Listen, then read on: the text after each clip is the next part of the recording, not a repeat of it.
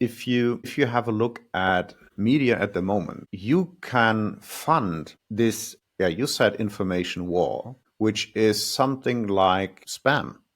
It's actually the same, just like on another platform, right? It doesn't matter if they get in your mail inbox or through Yeah, in your Telegram X or your feed, television. doesn't matter. Yeah, Yeah. yeah, So same thing. it's spam. So you can only finance spam if money is cheap, right? And if you're close to the money printer. Otherwise, if it would cost a media company to, I don't know, like $2 to broadcast a message to me, it's like this would stop like immediately. This is a really easy one to think through. So I've been podcasting in the Bitcoin space. If you want to get sponsorship contracts for like monetizing the attention of your audience, you Mm-hmm. don't get the contract from Bitcoin. You get the contract Mm-hmm. from a company that's building on Bitcoin.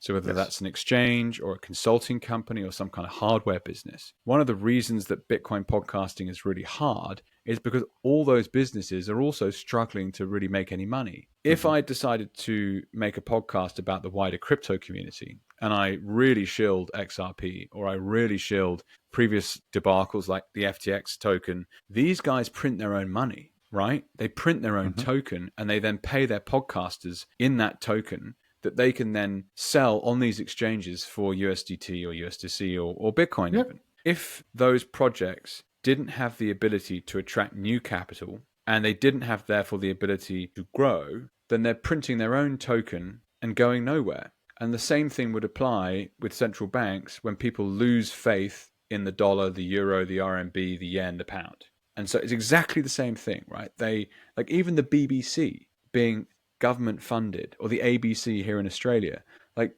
these things, they're basically central bank funded businesses. Without the central bank, would they get any money? And it's obviously it's siphoned through the government and it's all a bit murkier than that and made to look above board and all the rest of it. But at the end of the day, the guys printing the money are able to like have extreme influence in the whole of society because they can start to pay the academics, they can start to pay the researchers, they can start to pay the journalists, they can start to pay the politicians, they can start to pay the scientists, they can start to pay whoever they want. And inevitably, the rhetoric and the conversation that those people produce, like that age-old saying of like, don't bite the hand that feeds you.